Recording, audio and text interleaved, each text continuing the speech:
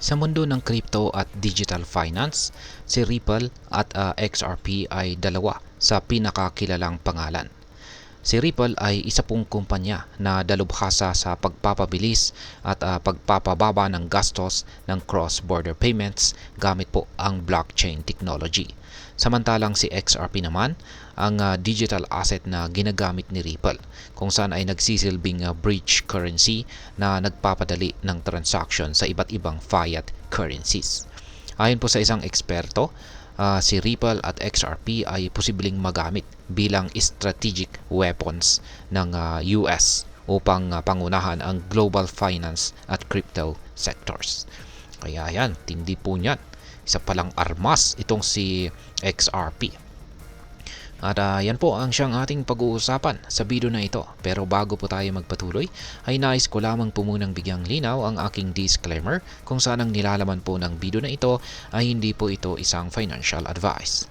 For education and information purposes lamang po ang layunin nito. Yan, umpisan po natin sa kung paano nauugnay ang pangako ni Pangulong Trump na gawing crypto capital ang bansang US. Ayan, bago pa man mahalal si Pangulong Donald Trump bilang presidente ng US, ay inihayag niya ang kanyang layunin na gawing crypto capital of the world ang US. Kabilang po sa mga plano niya ang paglikha ng isang national Bitcoin stockpile or Bitcoin reserve.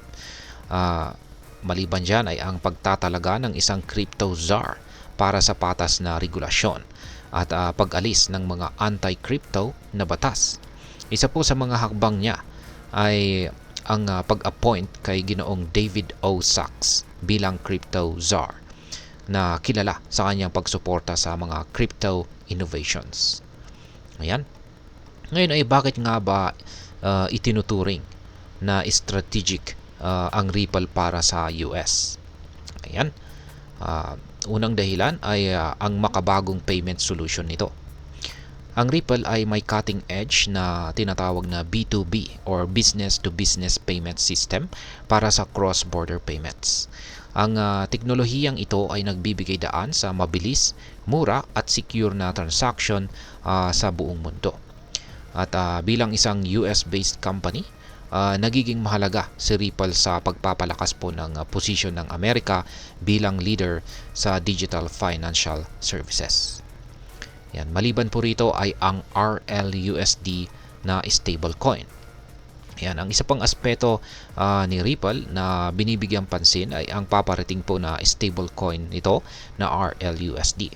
Ang RLUSD ay inaasahan pong magpapalakas ng paggamit ng US dollar sa mga global financial institutions.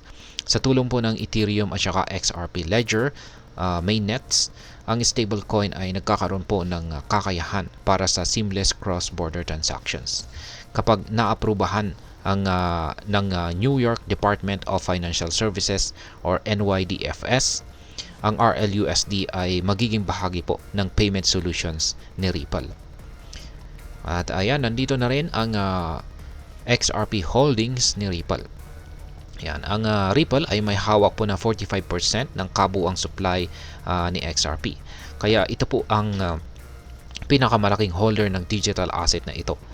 Sa pangako po ni Pangulong Trump na susuportahan ang lahat ng US-based crypto companies, si Ripple at ang XRP holdings nito ay maaari pong magbigay ng napakalaking benepisyo sa US.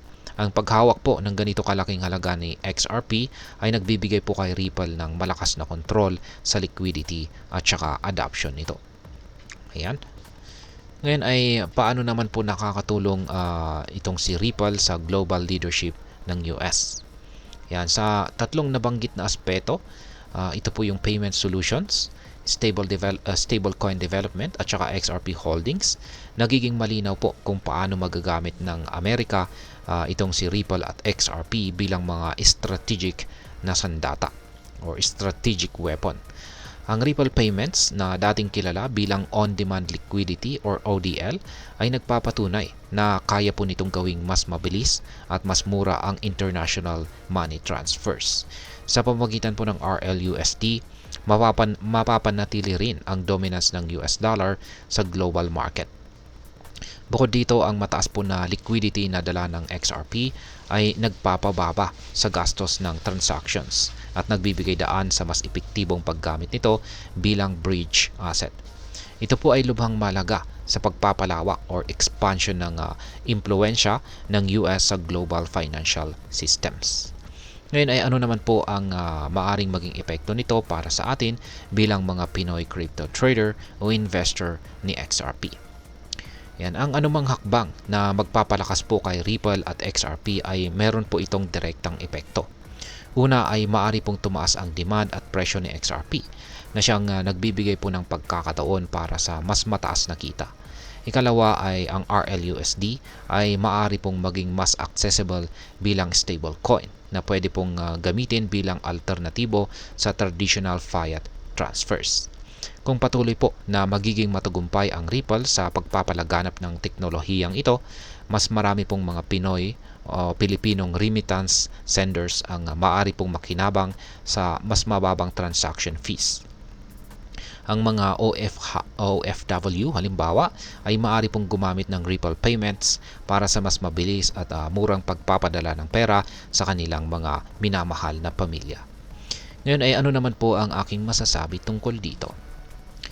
Ang posibilidad po na magamit ang Ripple at XRP bilang strategic assets ay isa pong malaking hakbang para sa parehong Amerika at global financial ecosystem.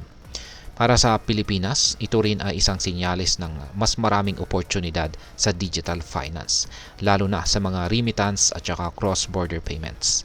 Ang hamon lamang ay ang pagiging updated po sa mga pagbabagong ito at ang tamang paggamit ng teknolohiyang tulad ng XRP. Ang pag-usbong po ng Ripple at XRP ay patunay na ang blockchain technology ay patuloy po na nagbabago sa mundo ng finance. Bilang mga Pinoy investor, mahalaga po ang pagiging informed at handa sa mga ganitong pagbabago upang masulit ang mga oportunidad na ito. At ayan, hanggang dito na lamang po tayo sa video na ito mga crypto. Sana po ay inyong nagustuhan ang aking paliwanag sa video na ito. Kung inyo po itong nagustuhan, pakiclick lamang po ang like button nito. Marami pong salamat sa panonood. Ingat po tayo lagi at God bless po sa ating lahat.